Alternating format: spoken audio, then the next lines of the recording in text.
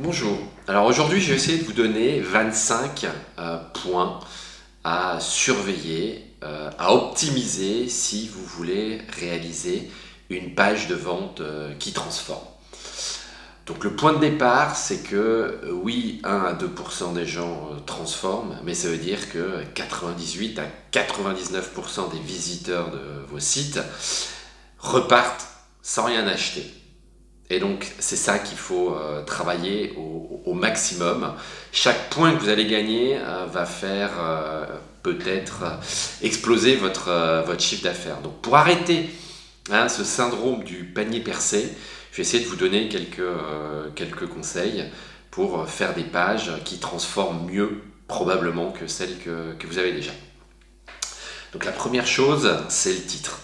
Un titre clair, accrocheur, mais pas trop, paracoleur.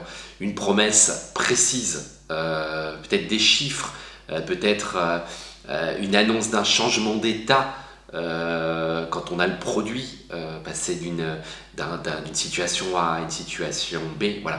Donc le titre, c'est important. L'intro, donc l'intro avec plutôt le problème que vous allez résoudre, les problématiques de vos clients, montrer que vous vous intéressez à eux. C'est pas forcément une intro très très longue, en quelques lignes ça suffit, mais reprenez la problématique, annoncez le problème que vous allez résoudre et ne soyez pas dans le push produit, voilà on a les meilleurs trucs, le meilleur machin, hein. Non, d'abord faut amener le client à lire la suite. Pourquoi Parce que effectivement, voilà, les gens passent 10 secondes, 15 secondes sur les sites web et zappent. Donc si vous les intéressez pas dès le début avec un titre, leur problématique, il y a peu de chances qu'ils soient enclins à lire la suite. Ensuite, vous pouvez passer à l'offre. Les bénéfices clients, les arguments clés à prouver que avec votre produit, votre solution, le problème est en grande partie résolu.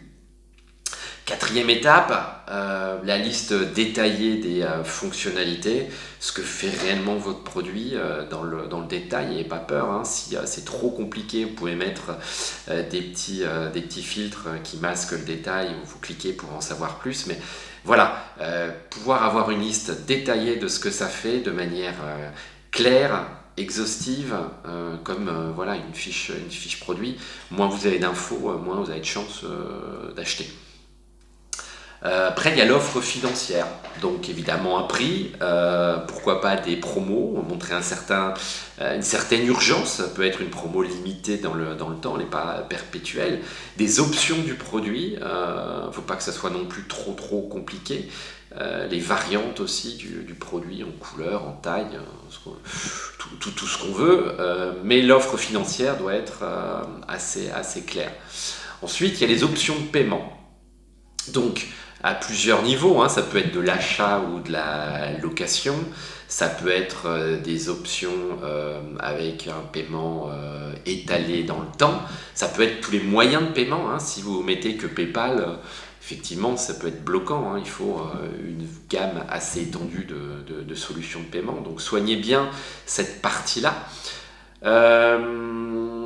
Alors je dis ensuite, mais à vous de voir comment ça s'intègre aussi dans le UX, dans le design de la page, hein, mais on va dire ensuite, il y a les éléments de réassurance. Donc avec d'autres clients qui parlent de votre produit, mise en avant de cas d'usage, de verbatim, voilà. Ensuite, les garanties.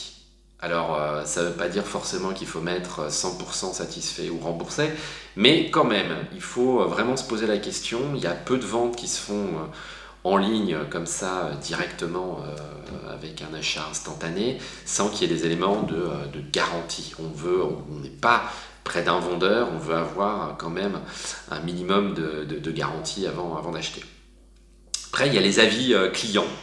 Donc idéalement classés, les derniers, transparents, faut pas enlever ceux qui sont mauvais, voilà, des avis éclairés avec des types, hein, on peut aller voilà, dans le détail sur le produit, le service, le rapport qualité-prix, un peu comme le ferait un Amazon, hein, ils sont pas tous bien notés sur Amazon, donc Voilà, il faut être le plus transparent possible et avec des vrais utilisateurs, des acheteurs, hein, pas des gens qui vont aller commenter votre page si elle est bien faite.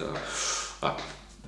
Après, il y a des choses qui ne sont pas toujours mises en place. On peut aller là-dedans aussi. Un comparatif par rapport à la concurrence. Donc, ça peut être subliminal. Ça peut être des arguments hein, que vous allez distiller dans votre page un peu cachés pour contrer les failles des produits des concurrents. Ou alors, ça peut être un comparatif un peu plus frontal. Vous allez expliquer par rapport à tel et tel produit de la gamme de vos concurrents en quoi vous êtes meilleur ou moins bon. Hein. On n'est pas forcément les meilleurs partout. Il faut que les gens vous croient, hein. Pas dans le superlatif ou dans le mensonge. Vaut mieux aller dans l'honnêteté. Après, la FAQ. La FAQ, donc les questions-réponses. Donc essayez de vous poser la question de voilà, quelles sont les questions qu'on vous pose tout le temps en rendez-vous commerciaux, quand on vous appelle au téléphone. Et répondez-y le plus simplement possible, hein, mais c'est important. Les gens se contentent pas d'un descriptif produit, non, loin de là, ils ont besoin d'aller un petit peu plus loin. Ensuite, n'hésitez pas à mettre des liens externes qui viennent étayer votre discours. Donc un faisceau de preuves comme quoi ce que vous racontez, c'est vrai.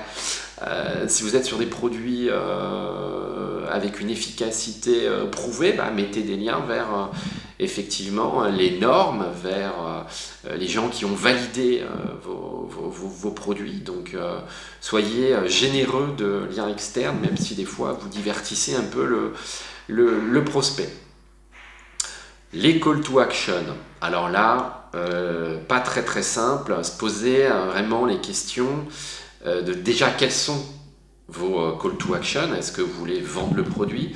Est-ce que vous êtes dans une logique de découverte parce que votre produit a des cycles de vente assez longs et il faut éduquer un peu le client? Est-ce que vous êtes dans une logique de demande de devis, de rappel? Voilà, posez-vous vraiment la question de ce que vous voulez faire, ce que vous pouvez faire sur Internet. En toute humilité, hein, vendre des produits chers et complexes à vendre directement sur Internet, ça ne fonctionne pas. Donc vraiment posez-vous la question de vos call to action et il faut que vous arriviez à les distiller. Alors ça ne sert à rien d'en mettre toutes les 4 lignes, mais de les distiller dans la page pour que en permanence les internautes puissent faire une action simple. Donc ça peut être dans les menus, ça peut être une sidebar là, qui est sticky, donc qui descend pas quand vous scrollez la page, voilà, en footer. Voilà, soyez très focus sur les call to action, une belle page descriptive de 3 écrans de haut, ça va pas faire grand chose si y a juste un petit lien commander ou en savoir plus. Les produits liés. Posez-vous aussi la question ou des services liés de ce que les gens achètent en complément de ça, ce dont ils pourraient avoir besoin, et faites un petit teaser des produits effectivement qui sont connexes, liés pour faire de l'upsell, pour essayer de vendre des options, des produits additionnels. Humanisez votre produit. Montrez que vous avez un vrai support avec des photos de vrais gens, hein, pas la Photolia plaquette avec les téléprospecteurs ou n'importe. Non, humanisez votre société, surtout si vous vendez des services. Si vous vendez des produits, on est plus dans une logique peut-être SAV ou réassurance, mais sur des services, il va y avoir une discussion qui va s'engager avec votre client, donc clairement, il faut qu'il ait confiance aussi dans votre équipe. Si vous êtes dans le Made in France, montrez-le, des photos d'ateliers, voilà. Donc, humaniser, important. Des visuels, alors on n'a pas parlé, j'aurais pu en parler un peu plus haut, mais en haute qualité, et plusieurs types de visuels. Donc, il peut y avoir des visuels détourés, où on voit, comme sur un site e-commerce, hein, où on voit une vue d'ensemble du produit. Vous pouvez avoir des visuels où vous avez un zoom sur certaines fonctions, où on comprend visuellement ce que fait votre produit. Ce n'est pas des mots, c'est le visuel qui va montrer ce que fait votre produit. Une mise en situation, voilà, avec des utilisateurs qui sont heureux d'utiliser votre produit. Alors, attention, faut y aller mollo, hein, sur le côté heureux, soyez toujours transparent, moi c'est mon conseil. Et quand vous montrez des gens, autant faire en sorte que ce soit vos personas. Donc en fonction de l'âge, voilà, de la CSP, il faut que les photos, si vous mettez des gens, correspondent aux prospects que vous visez un minimum. Donc les visuels de haute qualité, c'est relativement important. Après, vous avez pas mal de plugins, donc des petits logiciels que vous rajoutez sur vos sites qui permettent de faire du partage social, donc du partage en bas d'article, en bas de page, sur la sidebar dans le côté, sur les photos, inciter les gens à partager, mais faciliter aussi le partage. Pas, voilà, personne va se dire ah tiens, je vais partager cette page, elle est trop géniale, et puis aller copier l'URL, machin, le mettre dans son navigateur. Non, faciliter les choses. Après, posez-vous la question du rebond que vous voulez avoir en bas de page. Donc un rebond intelligent, c'est une fois que les gens ont lu, vers quoi vous voulez les amener. Est-ce que c'est une inscription newsletter? Est-ce que ça va être plus de produits? Est-ce que c'est lire votre blog? Voilà.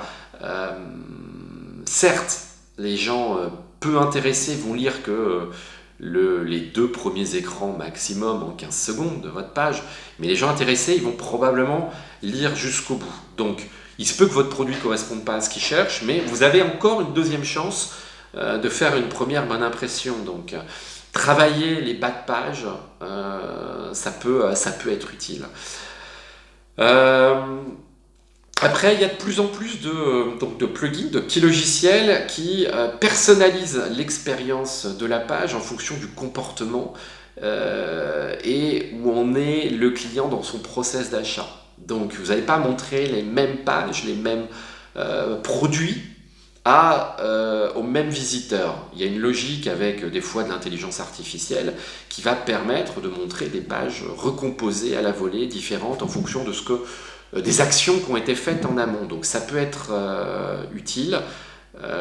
Faites pas trop confiance à 100% à l'intelligence artificielle, regardez ce qui se passe quand même, que ce soit un peu logique, hein, des fois on a des surprises, mais faut y penser. Pareil, vous pouvez mettre aussi des logiciels d'assistance du client, donc de hotline, de callback, donc on vous rappelle gratuitement si possible, d'assistance en ligne, en chat. Si vous n'êtes pas présent, les gens peuvent vous envoyer un email simplement. Voilà. Donc pensez à toutes ces logiques où l'internaute arrive devant votre site, voit un super produit et se pose 10 000 questions. Il n'a pas résolu ces questions, il n'a pas moyen de rentrer en contact avec vous. Allez hop, il passe au suivant. Donc vraiment, ces plugins d'assistance ou ces petites fonctions d'assistance, c'est pas que du détail. Alors une chose évidente, on l'a pas dit avant, mais soignez votre copywriting, vos textes, un ton assez neutre, mais quand même différenciant, qui donne envie, qui n'est pas dans le superlatif en permanence, qui est bien écrit, voilà, sans faute. Hein, je ne sortirai pas un produit où il y a 50 fautes au mètre carré. Donc, clairement, ça semble évident, mais c'est pas toujours super bien fait. Des fois, c'est un peu neutre. Des fois, c'est un peu une fiche descriptive produit. Donc, c'est pas ultra engageant. La vidéo du produit ou du service.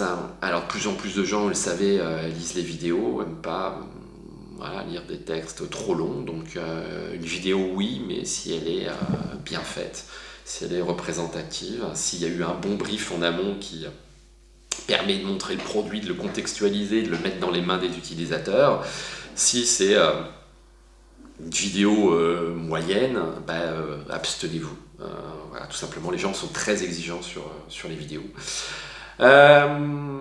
Après, optimiser pour le SEO, donc il y a d'autres vidéos sur le sujet, donc peaufiner les H1, H2, H3, donc les balises, les paragraphes, les liens internes, comment on arrive sur votre produit depuis les menus, depuis les pages thématiques, depuis la home page, depuis d'autres pages, depuis des pages de blog. Donc quand vous créez une nouvelle page, assurez-vous qu'elle soit bien linkée de partout sur votre site avec un linking intelligent, un linking qui est priorisé. Hein. Vous ne linkez pas pour juste faire des liens.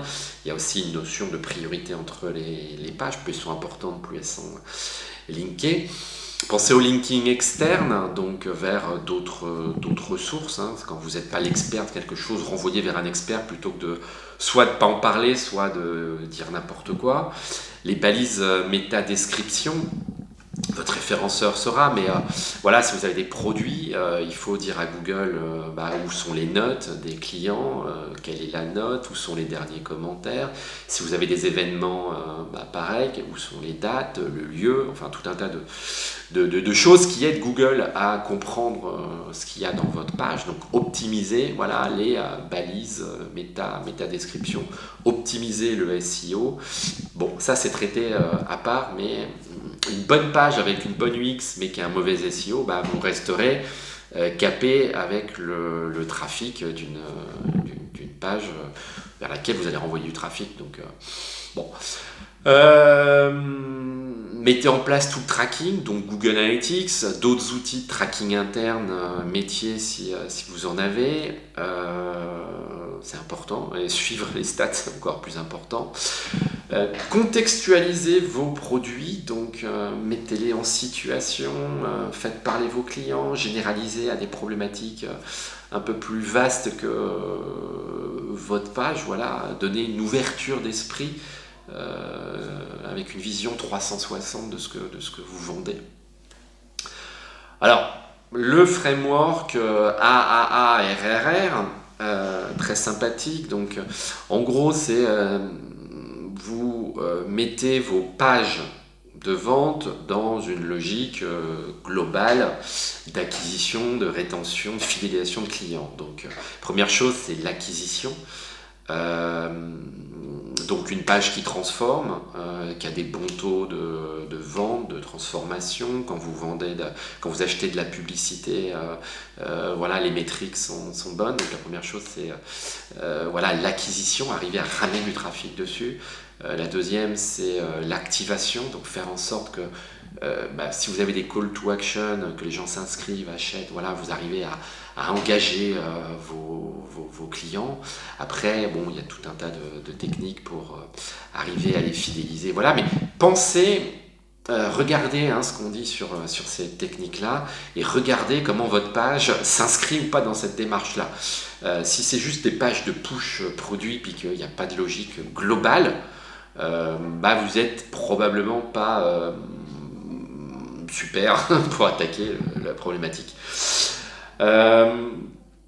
Après, dernier conseil, c'est peut-être un visiteur perdu. On parlait des 98% perdus. Peut-être, mais pas pour toujours. Pas pour toujours, donc trouvez un moyen, s'il n'a pas acheté, s'il n'a pas transformé, s'il n'a pas activé un de vos call to action, de le transformer en client futur. Donc, inscription newsletter, téléchargement de livre blanc, proposition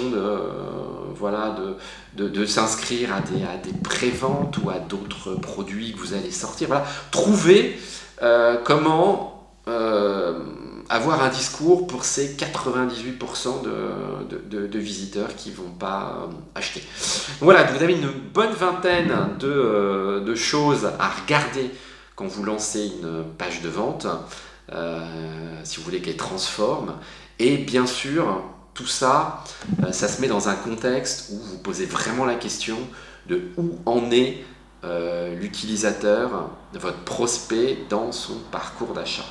Est-ce qu'il est dans une logique d'information, de formation, d'achat, voilà. Et ce que vous allez raconter va être un petit peu différent en fonction de là où il en est. Après, juste une petite parenthèse, vous avez des moyens pour le même produit, le même service, d'avoir plusieurs pages qui peuvent transformer à différents stades. Donc vous pouvez avoir pour un même produit une page qui va être plutôt informative, une page qui va plutôt être pour la vente, et une page qui va plutôt être une page de landing si vous achetez de la publicité qui va transformer assez bien. Donc ça, c'est quand on est déjà je dirais un petit peu avancé dans ces logiques de vente en ligne ou de transformation en ligne. On le réserve un peu pour plus tard, c'est pour ça que j'en ai pas forcément parlé. Donc voilà mes conseils, j'espère que ça vous aura aidé un petit peu. Bonne journée.